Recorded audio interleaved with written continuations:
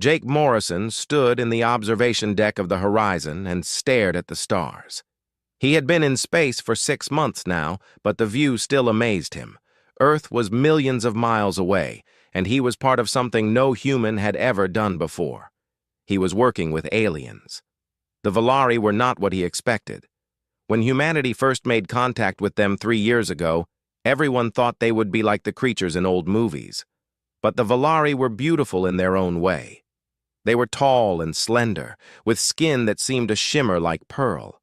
Their eyes were large and had colors that changed with their emotions. They moved with a grace that made humans look clumsy. Jake was a xenobiologist, which meant he studied alien life. His job was to learn everything he could about the Valari and share what he knew about humans. It was supposed to be simple scientific work, but nothing about working with an alien species was simple. He heard footsteps behind him. He knew who it was before he turned around. Lyra Teshan walked into the observation deck with a data pad in her hands. She was his research partner, assigned to him by the Valari government. For the past 4 months, they had worked together every day. "You are here early," Lyra said. Her voice had a musical quality that all Valari voices had. She spoke English well, though sometimes she struggled with certain words. "Couldn't sleep," Jake replied. "Too much on my mind." Lyra came to stand beside him. She was taller than him by a few inches, which was normal for her species. "The presentation tomorrow?" "Yeah. I want to make sure we get everything right." They were scheduled to present their findings to both human and Valari officials. It was important work that could shape how the two species understood each other. "We have prepared well," Lyra said. "You worry too much, Jake Morrison." He smiled at the way she always used his full name. "Maybe, but this matters." "Yes, it matters," she agreed. They stood in silence for a moment, watching the stars together. Jake had not expected to become friends with Lyra. When they first met, she had been cold and formal. The Valari were like that, he learned. They did not show emotions easily, especially to outsiders. But over time, something changed. Lyra began to smile more. She started to share stories about her life and her world. She even laughed at his jokes, though she claimed she did not understand human humor. "Your people are strange," Lyra said suddenly. "Strange how?" Jake asked. "You form connections so quickly. You trust so easily. My people take years to build what you call friendship. Yet here we are, only 4 months. And I consider you—" She paused, searching for the right word. "Important to me." Jake felt warmth spread through his chest. "You're important to me too, Lyra." She turned to look at him. Her eyes shifted to a soft blue color, which he had learned meant she was feeling something gentle. "I have not had many who were important to me. My work has been my life." "Same here," Jake admitted. "I've spent so much time studying life that I forgot to live my own." The Valari scientist tilted her head. Another gesture he had learned meant she was thinking deeply. "Perhaps that is why we work well together. We understand each other." Over the next few weeks, their friendship deepened. They spent long hours in the lab analyzing data and writing reports. But they also spent time just talking. Lyra told him about her home world, about cities that floated in the clouds and oceans that glowed at night. She told him about her family and how her mother had been a great scientist before her. Jake shared his own stories. He told her about growing up on a farm in Colorado, about his parents who thought he was crazy for wanting to study alien life when there were no aliens to study. He told her about the first time he looked through a telescope and knew he wanted to explore the stars. "Your parents must be proud now," Lyra said one day as they worked. "I think so. Though I'm pretty sure my mom still wishes I'd come home and help with the farm." Lyra made a sound that was almost a laugh. "Mothers are the same across species, it seems." One evening, after a particularly long day, Jake and Lyra sat in the empty cafeteria. Most of the crew had gone to sleep, but neither of them was ready to end the day. "Can I ask you something personal?" Jake said. "You may ask. I will decide if I answer. Do the Valari fall in love? Like humans do?" Lyra was quiet for a long moment. "Yes and no. We have deep connections with others. We bond with partners. But our culture is different. For us, romantic love and reproduction are separate things." "Separate? How?" "Reproduction for my people is rare and difficult. It requires medical help, genetic matching, years of trying. It is seen as a duty to our species, not something connected to love or desire. We love our partners, but we do not expect to have children with them." "That sounds lonely," Jake said. "Perhaps, but it is how we have always been." She looked at him with those changing eyes. "Your people are different. You connect love and reproduction together. You create life easily." "Maybe too easily sometimes," Jake joked, but his smile faded when he saw her expression. "Sorry. That was insensitive." "No, it is truth. Your species makes life without even trying. Mine struggles with all our science and technology. We are slowly dying out, Jake Morrison. Fewer children are born each year." He reached across the table and took her hand. It was the first time he had touched her beyond professional contact. Her skin was cool and smooth, but her fingers wrapped around his warmly. "I'm sorry, Lyra. It is not your fault." She looked at their joined hands. "This is another thing your people do easily. Physical comfort. We Valari are taught not to touch others unless necessary."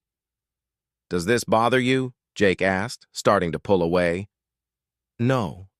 She held his hand tighter. "I find I like it." Something shifted between them that night. The friendship they had built became something more. Neither of them spoke about it at first. It was too new, too strange. But Jake found himself thinking about Lyra all the time. The way she concentrated when she worked, how her eyes changed colors with her moods, the sound of her voice saying his name. Lyra seemed to feel it too. She stayed closer to him. She touched his arm when she spoke. She smiled more, and her eyes were often that soft blue color. One night, 2 months after that conversation in the cafeteria, Lyra came to Jake's quarters.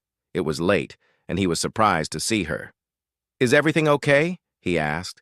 "I needed to see you," she said simply. Jake let her in. They sat on his small couch, not quite touching, but close enough to feel each other's warmth. "I have been thinking," Lyra said, "about us, about what this is between us." "Me too. My people would say this is inappropriate. You are human. I am Valari. We are too different." "And what do you say?" Lyra turned to face him fully. Her eyes were a deep purple, a color he had never seen before. "I say that I do not care what others think. I care about you, Jake Morrison, more than I thought possible." He reached for her hand again.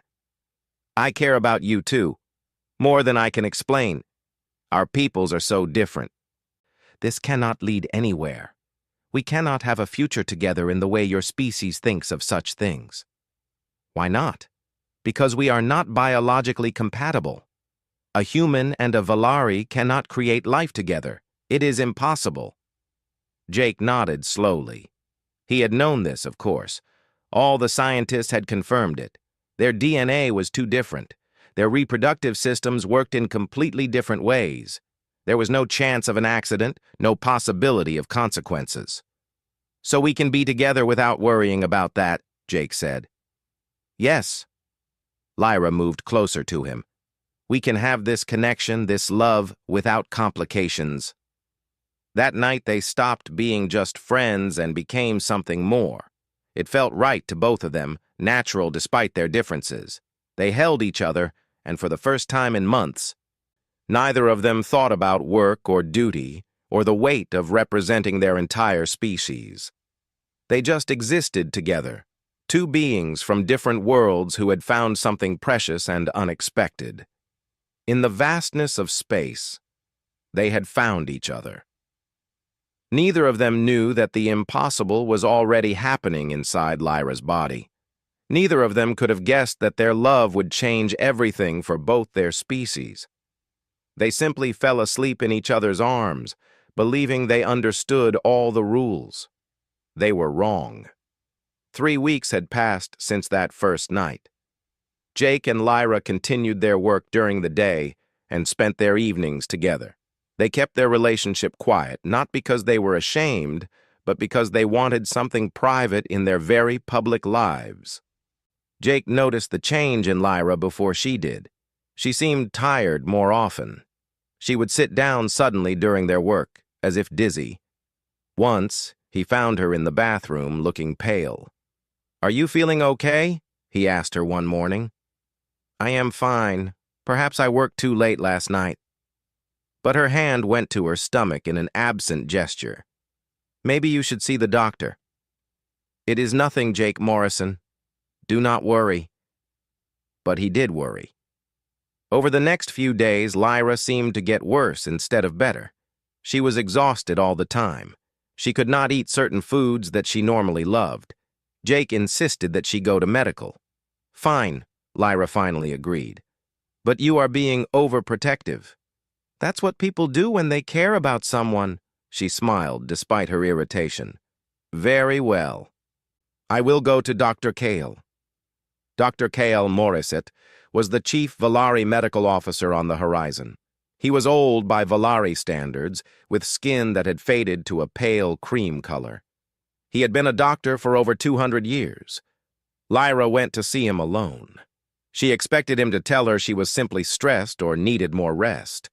Instead, after running his scans, Dr. Cale stood very still and stared at his equipment. "Is something wrong?" Lyra asked. The doctor did not answer immediately. He ran the scan again, then a third time. His eyes changed from their normal green to a shocked yellow. "Dr. Cale, you are frightening me." "Lyra, when was your last reproductive cycle check?" "I do not know." "Years ago? Why would I need such checks? You know our people rarely conceive even with medical help." "You need to lie still." "I must call Dr. Porter." "The human doctor? Why?" But Cale was already speaking rapidly into his communicator. Within minutes, Dr. Helen Porter arrived. She was a middle-aged woman with gray hair and kind eyes. She had been the one to help both species understand each other's medical needs. "Show me," she said to Cale. The Valari doctor pointed at his screen. Helen looked at it, then looked again. Her face went pale. "That's not possible," she whispered. "What is not possible?" Lyra demanded. "Someone tell me what is happening." Helen came to stand beside Lyra. She took her hand gently. "Lyra, according to these scans, you are pregnant." The world seemed to stop. Lyra stared at the human doctor, certain she had misunderstood. "No, that is impossible. I have not undergone any fertility treatments." "I have not been matched with a Valari mate. You must be reading the scan wrong." "We are not reading it wrong," Cale said quietly. "I have confirmed it 3 times." "But how? With whom?" Then understanding hit her like a physical blow. No, that cannot be. Humans and Valari are not compatible. Every scientist has confirmed this." Helen squeezed her hand. Apparently, every scientist was wrong. Lyra's mind raced. She thought of Jake, of the nights they had spent together. They had been careful in other ways, but they had not worried about pregnancy because it was supposed to be impossible. Completely impossible. "I need to tell Jake," Lyra said, trying to stand up. "Sit down," Helen said firmly. "First, we need to make sure you are healthy. This has never happened before." "We have no idea how a hybrid pregnancy will progress." "Hybrid," Lyra repeated. The word felt strange. Her hand moved to her stomach. There was a life inside her. A human and Valari life. Something that should not exist. Are you going to be okay? Helen asked gently. I do not know. I do not know anything right now. They kept her in medical for 2 hours, running every test they could think of. The results were clear. Lyra was approximately 3 weeks pregnant. The embryo was developing normally, showing characteristics of both species. It was healthy. When they finally let her leave, Lyra went straight to find Jake. He was in their lab, working on some data. He looked up when she entered and smiled, but his smile faded when he saw her face. Lyra? What's wrong? What did the doctor say? She closed the door behind her and locked it. Then she just stood there, not knowing how to say the words. Jake came to her. You're scaring me. Are you sick? Is it serious? I am pregnant. The words hung in the air between them. Jake stared at her. What? I am pregnant, Jake Morrison, with your child. That's not possible. They told us it was impossible. I know what they told us. I saw the scans myself. It is real. Jake sat down heavily in a chair. His face had gone white. How? I do not know how. But it happened on the first time. Our first night together. The doctors are shocked. They have no explanation. A baby, Jake said softly. We're going to have a baby. Yes, if I choose to continue the pregnancy. Jake looked up sharply. If? Lyra sat down across from him. This is unprecedented. We do not know if I can safely carry this child to term.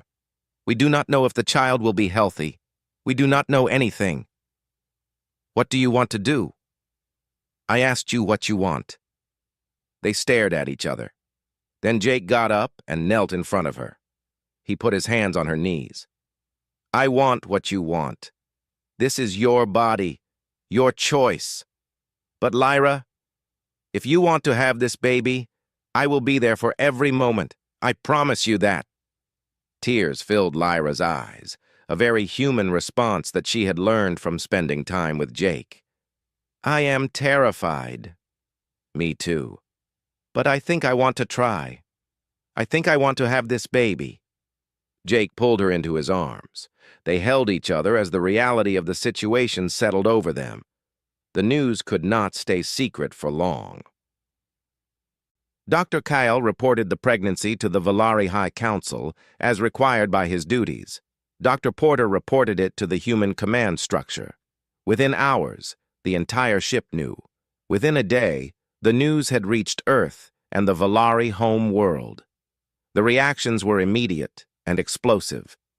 Jake and Lyra were called to meet with Captain Lisa Monroe, the human commander of the Horizon. She sat behind her desk looking exhausted. Do you two understand what you have done? She asked.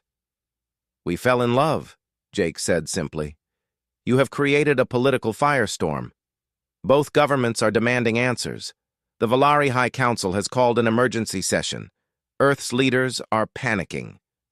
We did not do this on purpose, Lyra said quietly. We were told it was impossible. Lisa's expression softened slightly. I know. And I believe you. But that doesn't change the reality. This is the first confirmed case of human-alien reproduction. The implications are enormous. What happens now? Jake asked. I don't know. We're being ordered to return to neutral space while both governments figure out what to do.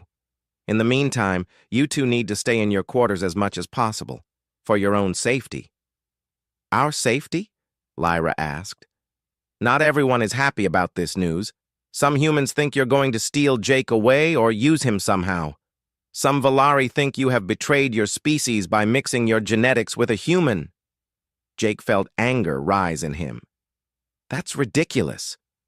Maybe, but it's reality. Please, just be careful. Over the next few days, messages flooded in from all over. Some were supportive. Jake's parents sent a message saying they loved him and would support whatever he decided. Lyra's sister Nira sent a private communication expressing joy and curiosity. But many messages were hateful. Humans called Jake a traitor to his species. Valari called Lyra worse things, words that Jake did not understand, but that made Lyra's eyes turn dark with pain. The worst came from Lyra's father. He was a respected genetic architect on the Valari homeworld. His message was short and cold. "You are no longer my daughter. You have disgraced our family and our species." Jake held Lyra while she cried. He had never seen her show such emotion before. The Valari were taught to control their feelings, but this was too much even for her. "He does not understand," Lyra sobbed. "None of them understand. This is not a political statement. I did not do this to hurt anyone. I just fell in love. I know, sweetheart." Dr. Helen came to visit them regularly. She monitored the pregnancy closely. The baby was growing faster than a Valari child would, but slower than a human baby. It was something in between. "The embryo is healthy," Helen told them during one visit. "I'm amazed, honestly. Your DNA should not be compatible at all, but somehow it's working." "Why?" Jake asked. "Why is this possible when everyone said it wasn't?" Helen shook her head. "We're still trying to figure that out. My theory is that human reproductive biology is more adaptable than we realized. Humans evolved in incredibly diverse environments on Earth. Maybe that made our reproductive systems more flexible." "And Valari biology?" Lyra asked. "Is very specialized and precise. Your species has been stable for thousands of years. Your environment did not change much. You became very good at one way of reproducing, but that system is also very fragile. So humans are compatible with Valari because humans are less evolved?" Jake asked, confused. "Not less evolved. Differently evolved. Humans are generalists. Valari are specialists. In this case, being a generalist is an advantage." Lyra put her hand on her stomach. It was still flat, but she knew what was growing inside. "My people are dying out because we are too specialized. Human fertility is high because you are adaptable." "It seems that way," Helen confirmed. A week later, they got news that the Valari High Council had split into two factions. The progressives wanted to study the pregnancy and see if it could help their species survive. The traditionalists wanted Lyra brought home and the pregnancy terminated.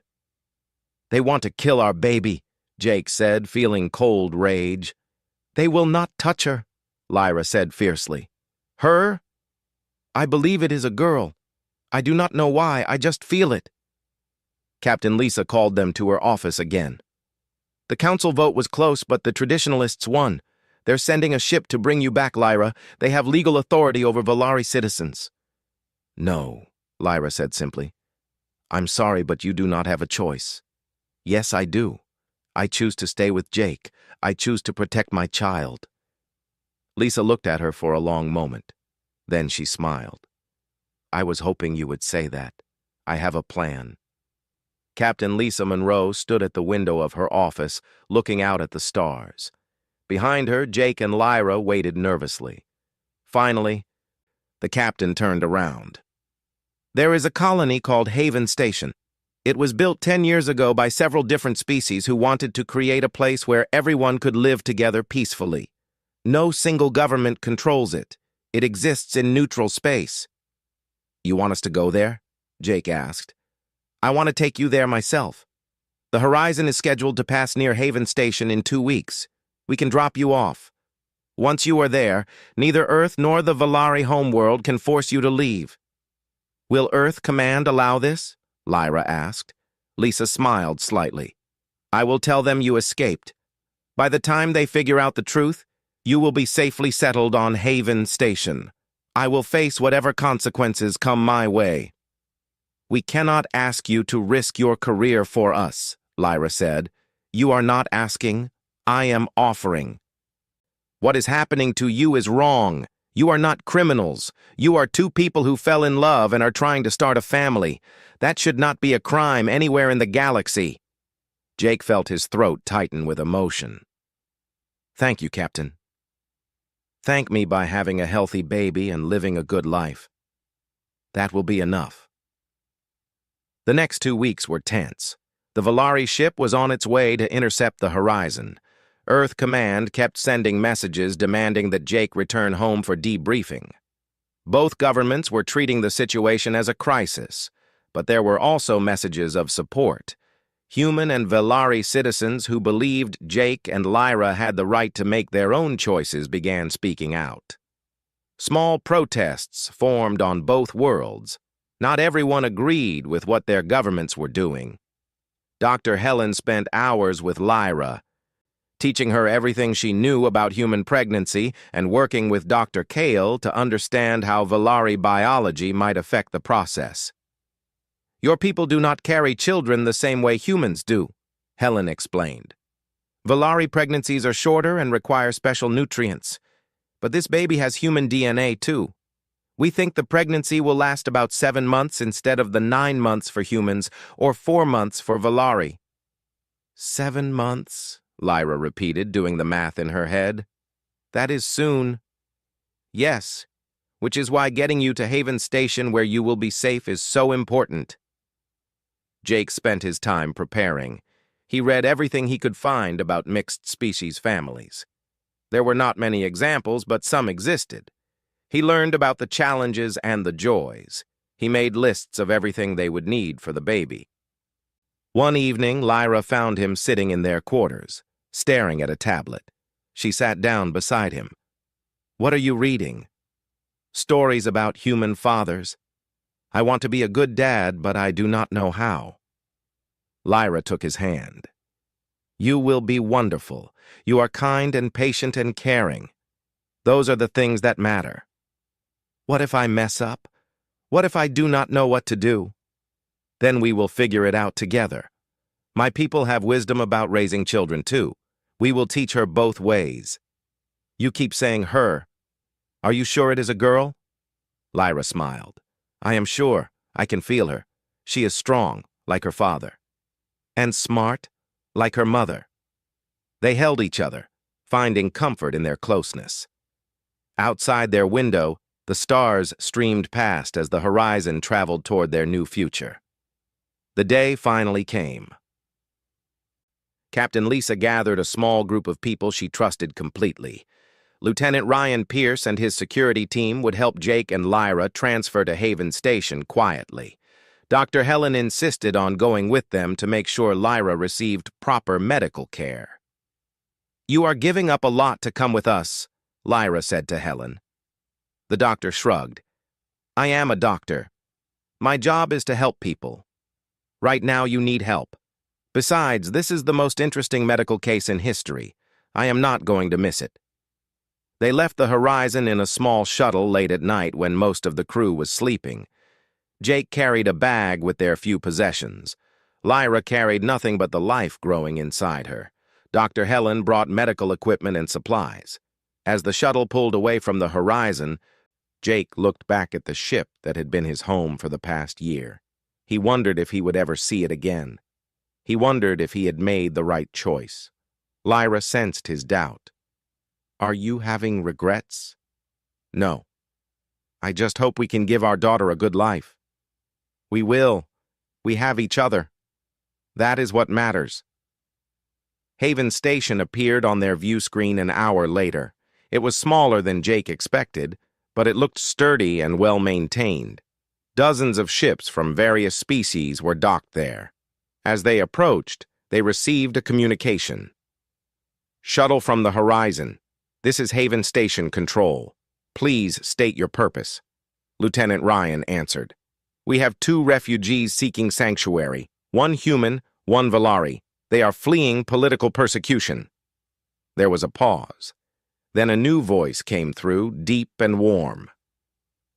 "This is Commander Clark Bennett, Station Chief. All refugees are welcome at Haven Station. Please proceed to Docking Bay 3. The docking went smoothly. When the shuttle door opened, they found a man waiting for them. He was tall and broad-shouldered with dark skin and graying hair. His smile was genuine and welcoming. "I am Clark Bennett. Welcome to Haven Station. I understand you have had a difficult journey." "That is an understatement," Jake said, shaking his hand. Clark looked at Lyra with kind eyes. And you must be the couple everyone is talking about. Word travels fast out here. We heard about your situation. Will that be a problem? Lyra asked nervously. A problem? No. We have several mixed species families here. You will fit right in. He gestured for them to follow him. Come, I will show you to your quarters. They are not fancy, but they are comfortable and safe. As they walked through the station, Jake saw what Clark meant. Haven's station was truly diverse.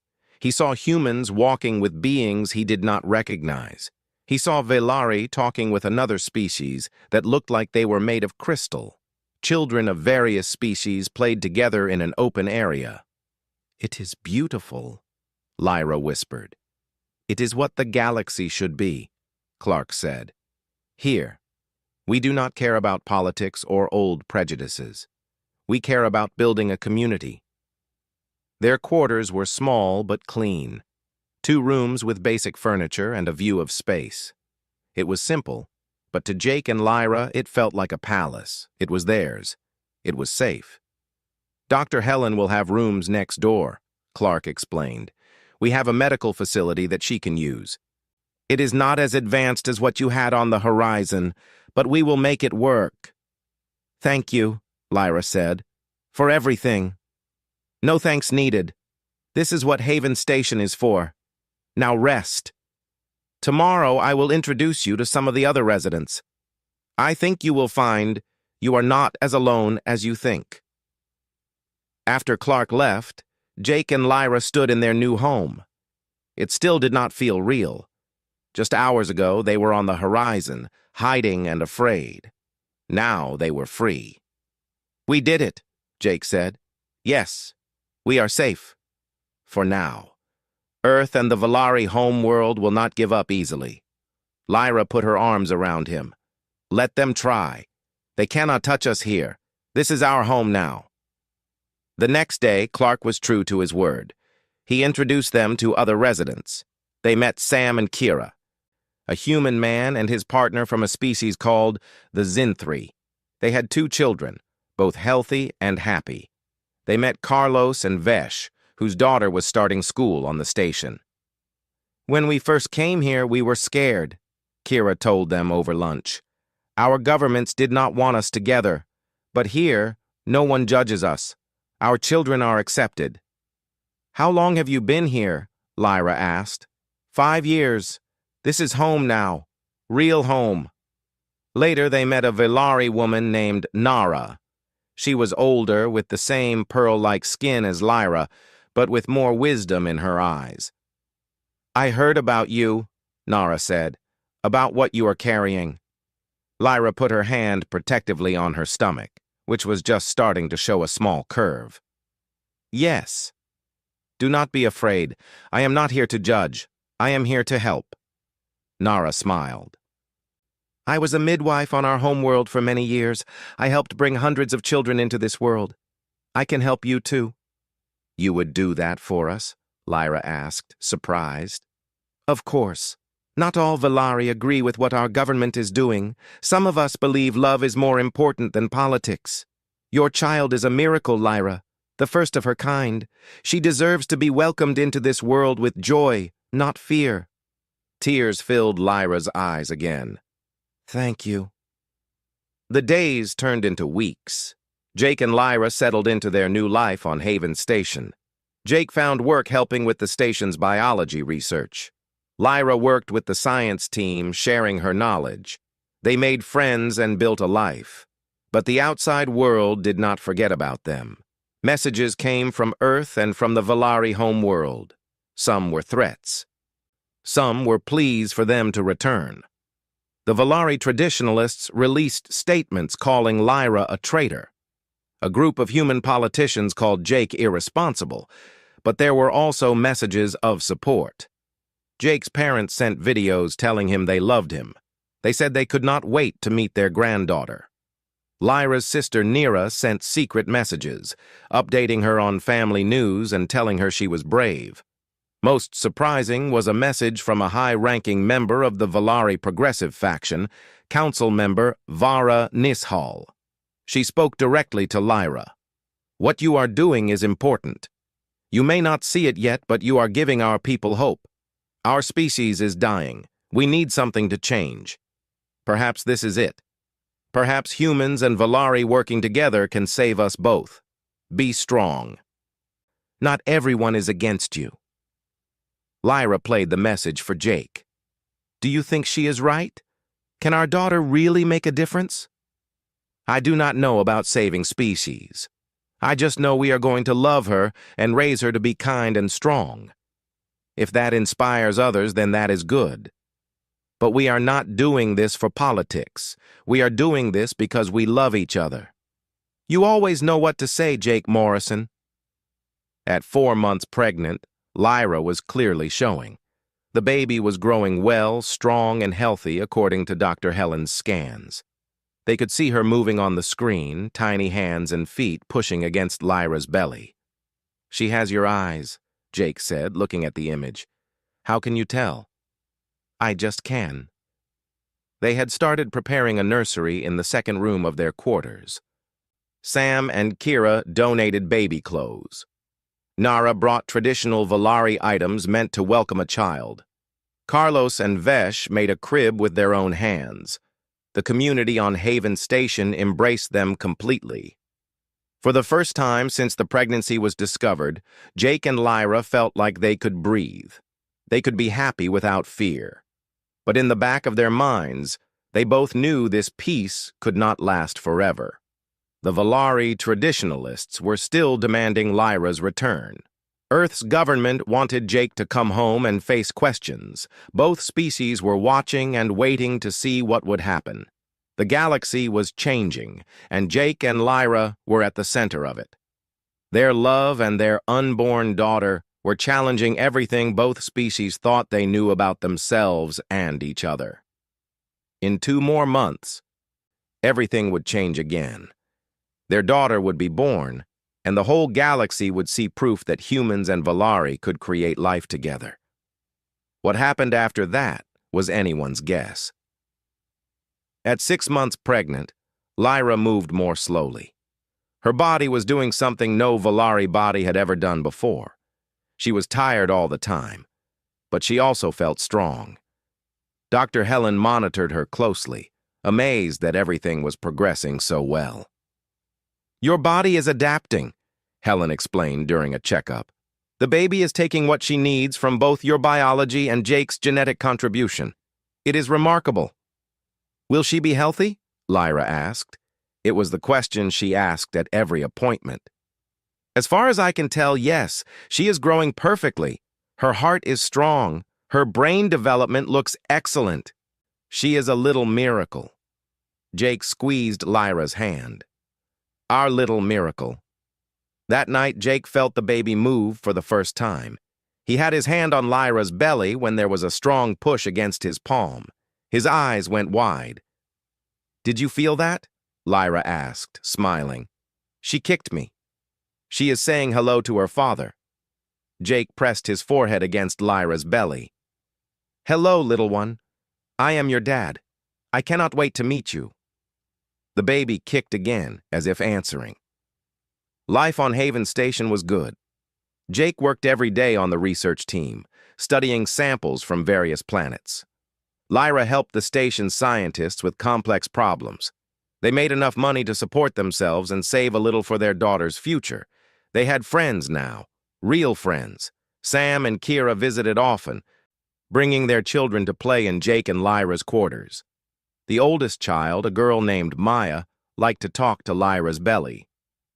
When is your baby coming? Maya asked one day. Soon. Maybe 1 more month. Can I play with her? When she is bigger, yes. Maya nodded seriously. I will teach her games. I am good at games. Lyra smiled at the child's confidence. I am sure you are. But not everything was peaceful. The Valari traditionalists had not given up. They sent ships to patrol near Haven Station, watching and waiting. They could not legally enter the station's space, but they could watch from a distance. They are like predators waiting for prey, Lyra said one night, looking at the distant ships on the view screen. They cannot touch you here. Jake reminded her. I know, but I do not like being watched. Commander Clark called them to his office one morning. His face was serious. We received a message. The Valari government is offering you a deal, Lyra. If you return home and allow them to study the pregnancy, they will guarantee your safety and the baby's safety. No, Lyra said immediately. I do not blame you, but you should know they are getting desperate. Your pregnancy is causing major political shifts on their home world. The progressives are gaining power. People are starting to question why the government is so afraid of change. Good, Jake said. Maybe this will force them to finally address their fertility crisis instead of ignoring it. Maybe. But desperate governments do desperate things. Be careful. Both of you. A week later, Lyra woke in the middle of the night with pain. She gasped and grabbed her belly. Jake woke immediately. What is wrong? Pain. Sharp pain. Jake ran to get Dr. Helen. She came quickly, still in her nightclothes. She scanned Lyra with her portable equipment. The baby is fine. You are having contractions, but they are not labor contractions. Your body is practicing. Practicing? Lyra asked through another wave of pain. Yes, it is normal, especially this close to birth. Your body is preparing itself. The practice contractions continued for several hours before finally stopping. Lyra was exhausted and scared. What if something goes wrong? She asked Jake when they were alone again. What if my body cannot do this? Your body has done amazing things so far. Dr. Helen says you are healthy. The baby is healthy. But Valari bodies are not made for this. We give birth differently. Our babies are smaller. This baby is half human. She will be bigger. Jake held her close. We will get through this together. Helen knows what she is doing. Nara will be there too. And I will be right beside you the whole time. Promise? I promise. 2 weeks later, Lyra went into real labor. It started in the morning with a dull ache in her back. By midday, the contractions were coming regularly. By evening, Dr. Helen had her in the medical facility. This is it, Helen said. You are going to meet your daughter soon. The labor was long and difficult. Lyra's body was doing something it was not designed to do. She cried out in pain. She begged for it to stop. But she kept going because she wanted to meet her daughter more than she wanted the pain to end. Jake stayed beside her the entire time, holding her hand, wiping her forehead with a cool cloth, telling her she was strong and brave and amazing. Nara was there too, providing comfort in the Valari way. She sang old songs meant to ease pain and fear. She touched Lyra's forehead in traditional patterns. You are doing so well, Nara said. Your ancestors would be proud. I do not feel strong, Lyra gasped. Strength is not the absence of fear or pain. Strength is continuing despite them. You are the strongest person I know. Hours passed. The pain grew worse. Dr. Helen monitored everything closely, ready to intervene if necessary. I can see the baby's head, Helen finally said. Just a little more, Lyra. You are almost there. I cannot, Lyra sobbed. Yes, you can, Jake said firmly. Our daughter is right there waiting to meet you. She needs you to be strong just a little longer. With a final push and a scream that came from deep inside her, Lyra brought their daughter into the world. The baby cried immediately, a strong, healthy sound that filled the room. Dr. Helen caught her, cleaned her quickly, and placed her on Lyra's chest. She is perfect, Helen said, her voice thick with emotion. Jake stared at his daughter. She had Lyra's large eyes and his nose. Her skin was a color that was neither fully human nor fully Valari, but something beautiful in between. Her hair was dark like his, but it had a shimmer like Lyra's skin. She was absolutely beautiful. Hello, little one, Lyra whispered, tears streaming down her face. Hello, my daughter. The baby stopped crying and looked at her mother. Those large eyes, already showing hints of color-changing ability, seemed to focus on Lyra's face. "She knows you," Jake said in wonder. "Of course she does. I carried her." Lyra looked up at Jake. "Do you want to hold her?" "Can I?" "She is your daughter, too." Helen helped transfer the baby to Jake's arms. He held her carefully, afraid he might break her. She was so small and perfect. Her tiny hand wrapped around his finger and held tight. "Hi, baby girl. I am your dad. I have been waiting so long to meet you." The baby made a small sound and seemed to snuggle into his arms. "She is a natural," Nara said, smiling through her own tears. "This child is special. You can see it already." They named her Maya, after the little girl who had been so excited to meet her. It meant miracle in one of the old Earth languages and impossible made real in Valari. It was perfect for her. News of Maya's birth spread quickly.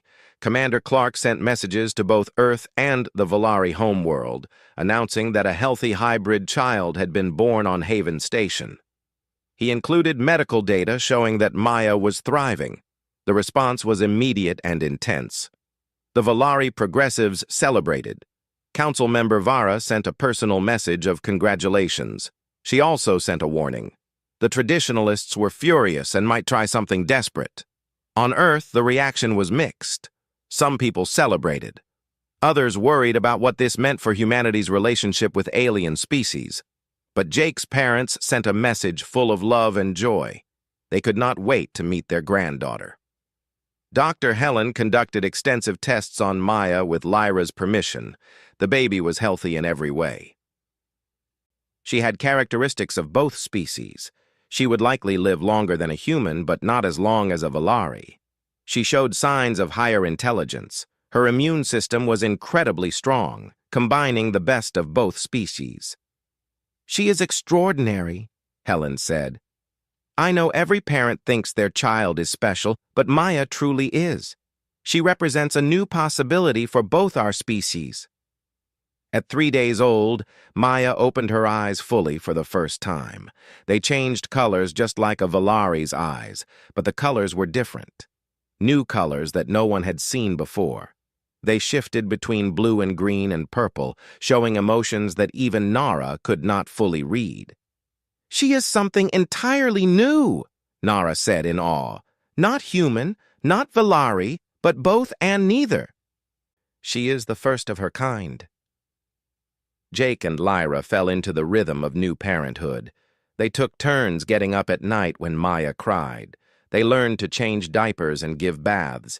They discovered that Maya liked to be sung to in both English and Valari. She seemed to understand both languages somehow, even as a newborn. Sam and Kira brought their children to visit. Little Maya, the human girl, was delighted with baby Maya. "She is so pretty," the girl said. "Can I hold her?" "Very carefully," Lyra said, helping her sit down and placing the baby in her arms. The girl held Maya gently, and the baby looked up at her with those strange, beautiful eyes. "Hi, baby Maya. I am Big Maya. We are going to be best friends."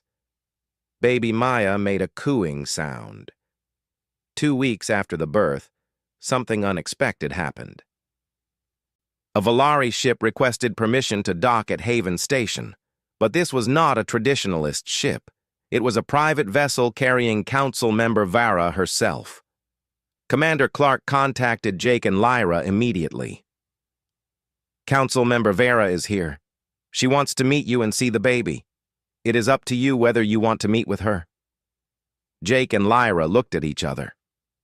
"What do you think?" Jake asked. "She has been supportive. Perhaps we should hear what she has to say." They met Vara in one of the station's conference rooms. She was tall and elegant, with skin that had faded to silver with age. Her eyes held wisdom and sadness. "Thank you for seeing me," Vara said. "I understand if you do not trust my people after how you have been treated." "Why are you here?" Lyra asked directly. "To see proof that our future is possible." "May I see your daughter?" Lyra hesitated, then brought Maya forward. The baby was awake, looking around with curious eyes. Vara stared at the child for a long moment. Then, to everyone's surprise, tears began running down her face. "She is beautiful. She is hope." Vara looked at Lyra. "Our people are dying. Every year, fewer children are born. We have tried everything, but nothing works. Our biology has become too specialized, too fragile. We needed something to change us, to bring new strength to our genetics. And here she is, living proof that it is possible." "You want to use Maya?" Jake asked, moving protectively closer. "No, I want Maya to live her life freely and happily. But I want other Valari to see that this is possible. I want volunteers to work with humans, to see if more children like her can be born." "You mean humans and Valari having children together?" Lyra asked. "Yes, with proper consent and support. No forcing, no experiments, just two people who care for each other, choosing to build a family. Like you did." "And the traditionalists?" Jake asked. "They are losing power. Maya's birth changed everything. People are questioning their fear. Change is coming." Vara reached out carefully, and Maya wrapped her tiny hand around one of Vara's fingers. The council member smiled through her tears. "Thank you for giving us this gift. Thank you for being brave." After Vara left, Jake and Lyra sat together in their quarters with Maya sleeping between them. "Everything is changing," Lyra said softly. "Yes. Are you scared?" "Terrified, but also hopeful. Maybe Vara is right. Maybe Maya really does represent a new future." Jake looked down at his sleeping daughter. She was so small, so innocent. She did not know that her existence was changing the galaxy. She just knew she was loved and safe. "Whatever comes next, we will face it together," Jake said. "The three of us." "The three of us," Lyra agreed. Maya made a small sound in her sleep, and both her parents smiled. Their little miracle, their impossible daughter, their hope. 6 months had passed since Maya's birth. She was growing faster than a Valari child, but slower than a human baby. She could already lift her head, roll over, and make sounds that resembled words in both English and Valari. Dr. Helen said she had never seen a baby develop so quickly in some ways while taking her time in others. "She is finding her own pace," Helen explained. "Neither human nor Valari, but something unique." Maya's eyes had settled into a pattern. They changed colors based on her mood, but the colors were different from standard Valari emotions. Jake and Lyra were learning to read their daughter's unique emotional language. Purple meant she was happy. Silver meant she was curious. Gold meant she was hungry or uncomfortable. Right now, her eyes were purple as she played with a toy that Sam and Kira had given her. She grabbed it with both hands and made a delighted sound. "She is getting so big," Lyra said, watching her daughter with love. "She is perfect," Jake agreed. They had settled into life on Haven Station completely. Their quarters felt like home. Jake had been promoted to head of the biology research team. Lyra was teaching classes about Valari science to students from various species. They had built a good life for their family, but the galaxy around them was changing rapidly. After Council Member Vara's visit and her public statements about Maya, the Valari political situation had shifted. The progressives had won the latest council elections. The new government announced a historic policy. Valari citizens would be allowed to form partnerships with humans if they chose. There would be no forced programs, but those who wanted to try would have full support. The news caused an explosion of interest. Hundreds of Valari women contacted Haven Station, asking for information. Dozens of human men and women expressed interest in forming relationships with Valari partners. Everyone wanted to know if they could have children like Maya.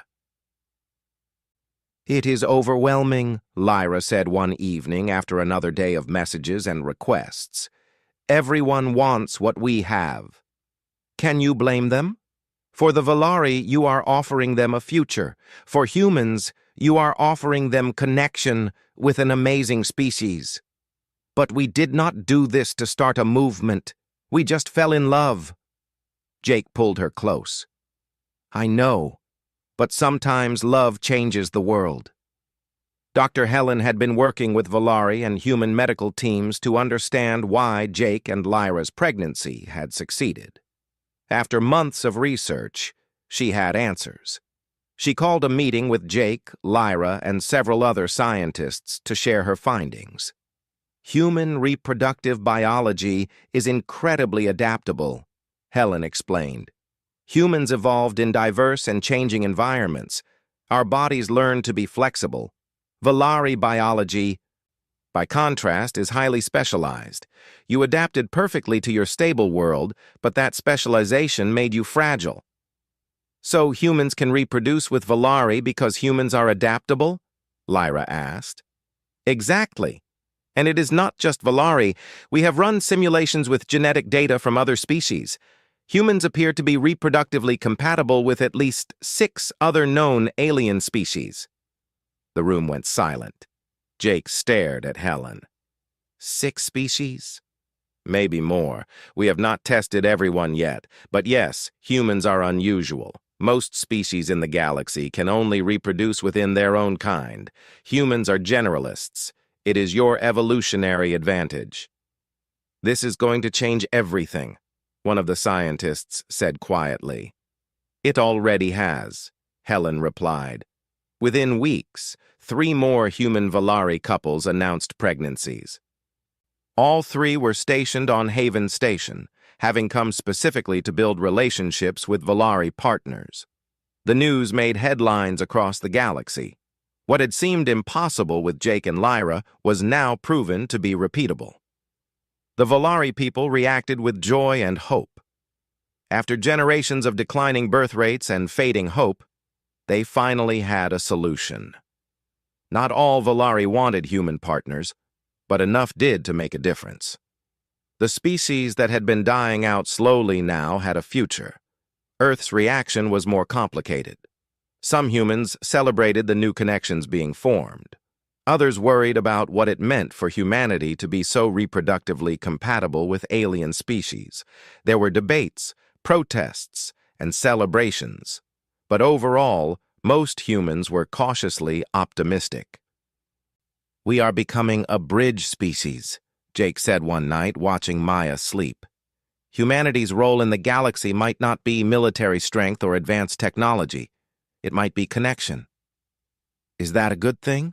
Lyra asked. I think so. Building families is more powerful than building weapons. More species began reaching out to humanity.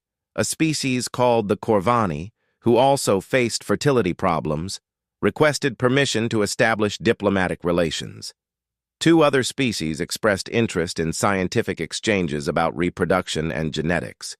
Haven Station became the center of this new era. More mixed couples arrived every week. The station expanded to accommodate the growing population. Commander Clark seemed both exhausted and delighted by the changes. We built this place to be a home for everyone, he said during a station meeting. I never imagined it would become so important so quickly. Jake was asked to speak at the Galactic Assembly. It was a huge honor and a massive responsibility. He would be representing not just humans, but all the mixed families who had formed. The night before his speech, he was nervous. Lyra found him pacing in their quarters while Maya slept. What if I say something wrong?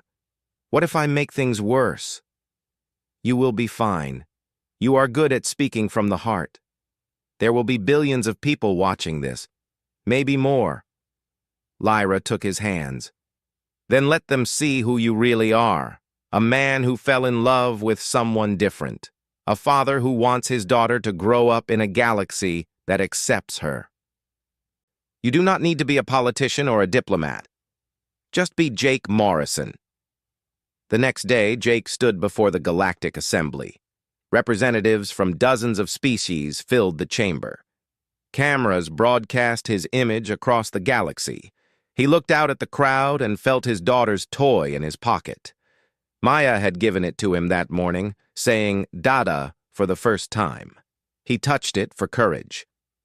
"My name is Jake Morrison. I am a xenobiologist from Earth. 6 months ago, my partner Lyra and I had a daughter named Maya. She was the first human-Valari hybrid child ever born. We did not plan to make history. We did not plan to change anything. We just fell in love." He paused, looking around the room. "When we found out Lyra was pregnant, everyone told us it was impossible. Scientists from both our species had said that humans and Valari were not compatible. They were wrong, not because the science was bad, but because life is more adaptable than we give it credit for. My daughter exists because love does not follow the rules we make. She exists because two different beings found common ground. She exists because we were willing to try something new, even when everyone said it could not work. Some of you fear what this means. You worry that your species will lose their identity. You worry about the unknown. I understand those fears, but I also know this. My daughter is not less Valari because she is part human. She is not less human because she is part Valari. She is both, and that makes her stronger, not weaker. The galaxy is changing. Humans are forming partnerships with Valari, and soon maybe other species too. Some call this a crisis. I call it a gift. We are learning that we do not have to stay separate. We can build bridges. We can create families that cross old boundaries. I am not a politician. I cannot tell you what policies to make or what laws to pass. But I can tell you what I have learned as a father. My daughter does not see differences the way we do. When she looks at me, she does not see a human. When she looks at her mother, she does not see a Valari. She sees the people who love her. Maybe that is the lesson here. Maybe it is time we all learn to see each other that way." Jake finished speaking and stepped back from the podium. For a moment, there was silence. Then, slowly, applause began. It started with the Valari delegation, then spread to the humans, and finally to other species throughout the chamber. It was not unanimous, but it was significant. After the speech, Jake returned to Haven Station. Lyra met him at the docking bay with Maya in her arms. The baby reached for her father, saying, "Dada, Dada," and making her eyes turn bright purple with happiness. "How did it go?" Lyra asked. "I think it went well. I just told them the truth. That is all you needed to do." Over the next few months, the changes continued. The Valari government announced new programs to support mixed families. Earth established cultural exchange programs. Other species began to ask questions about forming their own connections with humanity. Haven Station's population doubled, then tripled. New sections were built, schools were established for the growing number of hybrid children. A new medical facility opened, specifically designed to help mixed couples and study hybrid biology. Maya had 4 new playmates now, all human Valari children born in the months after her. The 5 babies played together under the watchful eyes of their parents. They represented the first generation of something entirely new. "Look at them," Lyra said one afternoon, watching Maya play with her friends. "They are so comfortable with each other. They do not know that what they are is unusual." "Maybe when they grow up, it will not be unusual anymore," Jake said. "Do you think Maya understands how special she is?" "Right now, she just knows she is loved. That is enough." A year after Maya's birth, Jake and Lyra received messages from their families. Jake's parents sent a video message. His mother was crying happy tears. "We are so proud of you, son. We would love to meet our granddaughter. Is it safe for us to visit?" Lyra's sister, Neera, sent a message too. "Father is still stubborn, but Mother wants to meet Maya, and I definitely want to meet my niece. Can we come to Haven Station?" Jake and Lyra looked at each other. "Should we invite them?" Lyra asked. "It is time," Jake said. "Maya should know her grandparents, all of them."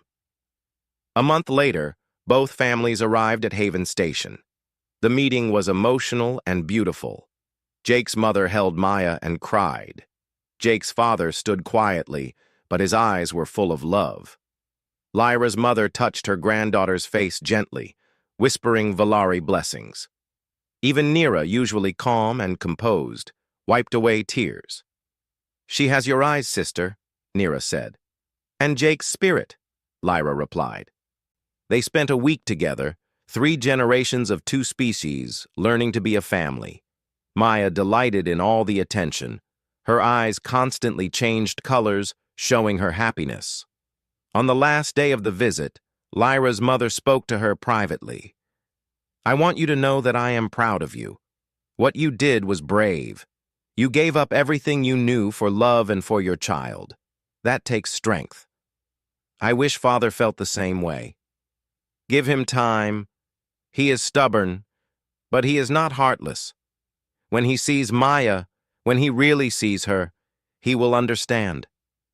2 years after Maya's birth, Jake and Lyra stood in the observation deck, where they had first admitted their feelings for each other. So much had changed since then. The view was the same, but everything else was different. Maya toddled between them, holding both their hands. She was talking now in both English and Valari, switching between languages without thinking. She loved to point at stars and ask questions about where they led. "Look, Mama! Look, Dada!" Maya pointed at a ship passing by. "Big ship!" "Yes, baby. Very big ship. I go on ship." "When you are older," Jake promised. "How much older?" Lyra laughed. "She asks so many questions. She is curious, like both her parents." They had received news that morning. The Valari government had released new statistics. Birth rates among Valari were rising for the first time in a century. Not all the births were hybrids, but enough Valari-human partnerships had formed to make a real difference. The species was no longer dying out. "We did that," Lyra said quietly. "Well, Maya did that. We all did it together." Haven Station now had over 50 human Valari families, with more arriving every month. Other species were beginning to form partnerships with humans, too. The Corvani had announced their first successful human Corvani pregnancy just last week. "The galaxy is changing," Jake said. "Maya will grow up in a very different world than we did." "Is that good?" "I think so. She will grow up knowing that love crosses all boundaries. She will have friends from a dozen different species. She will never feel like she has to choose between being human or Valari because she is both." Maya tugged on Jake's hand. "Dada? Story?" "Of course, baby. What story do you want?" "Story about how you and Mama met." Jake and Lyra laughed. It was Maya's favorite story. She never got tired of hearing how her parents fell in love on a spaceship far from home.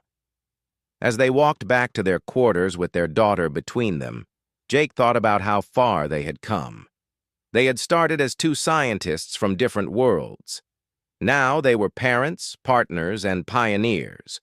They had not set out to change the galaxy, but somehow they had. The stars shone brightly outside the station windows. Somewhere out there, other couples from different species were probably falling in love right now. Other families were being built across old boundaries. Other children like Maya were being born, representing hope and connection. It had all started with one simple truth: love needs no translation. Whether you were human or Valari or any other species in the galaxy, the desire to connect, to care for another, to build something together, was universal. Maya's birth had proven that. She was living proof that differences could be bridges instead of walls. She represented a future where species did not have to stay separate, where families could be built from love instead of politics, where children could be both human and Valari, both and neither, entirely unique and absolutely perfect. Jake and Lyra put their daughter to bed that night. Maya's eyes were the soft purple of contentment as she drifted off to sleep. They stood together watching her breathe, marveling at the impossible made real. "Do you ever regret it?" Lyra asked quietly. Giving up your old life for this? Jake pulled her close. Not for a second. This is exactly where I am supposed to be. With you. With her. With our family. I love you, Jake Morrison. I love you too. Lyra. Outside their window, the galaxy turned slowly. Changes were rippling across hundreds of worlds, all because two people had fallen in love and believed in the impossible. Maya, their little miracle, slept peacefully. She did not know yet that she had changed the galaxy. She just knew she was safe and loved and home. And really, that was all that mattered.